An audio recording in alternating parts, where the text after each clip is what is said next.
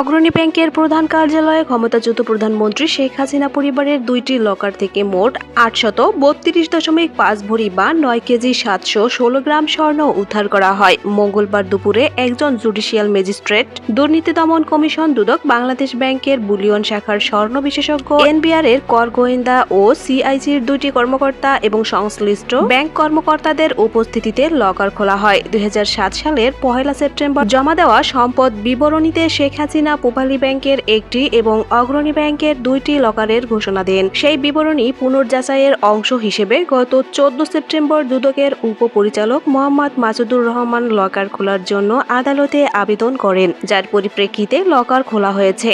মঙ্গলবার Pubali bank Motijheel corporate শাখা এবং অগ্রণী ব্যাংক প্রিন্সিপাল শাখার লকার 3টি খোলা হয় বলে বুধবার দুদক থেকে এক প্রেস বিবৃতিতে জানানো হয়। লকার নাম্বার 128 এর গ্রাহক শেখ হাসিনা, যেখানে একটি খালি ছোট পাটের ব্যাগ পাওয়া গেছে।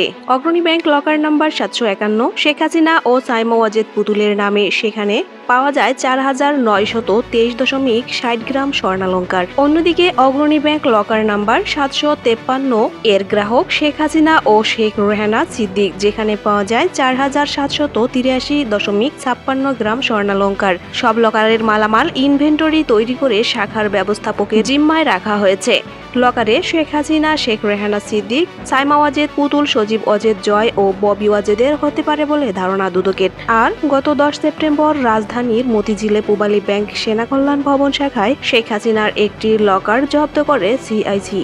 গত 17 নভেম্বর মানবতা বিরোধী অপরাধের দায়ে আন্তর্জাতিক অপরাধ ট্রাইব্যুনাল 1 শেখ হাসিনা ও তার দোসর সাবেক স্বরাষ্ট্রমন্ত্রী আসাদুজ্জামান খান কামালকে মৃত্যুদণ্ড দেয়। সেদিনের রায়ে দণ্ডপ্রাপ্ত 2 আসামির সমস্ত সম্পত্তি বাজেয়াপ্ত করার আদেশ দেয় ট্রাইব্যুনাল। একই সঙ্গে আন্দোলনে শহীদ ও আহতদের পরিবারকে ক্ষতিপূরণ দেওয়ার জন্যও আদালত নির্দেশ দেয়। ফেরারি 2 আসামির সমস্ত সম্পত্তি ক্রোক ও বাজেয়াপ্ত করার জন্য জব্দ হওয়া লকার খোলা হচ্ছে বলে এনবিআর জানায়। গত 5 আগস্ট ছাত্র জনতার অভ্যুত্থানের মাধ্যমে আওয়ামী লীগ সরকারের পতনের পর অন্তর্বর্তী সরকার শেখ হাসিনা ও তার পরিবার সদস্যদের কর ফাঁকি ও দুর্নীতি তদন্তের নির্দেশ দেয়। এরই অংশ হিসেবে শেখ হাসিনার নামে থাকা বিভিন্ন ব্যাংকের লকার জব্দ করে সিআইজি।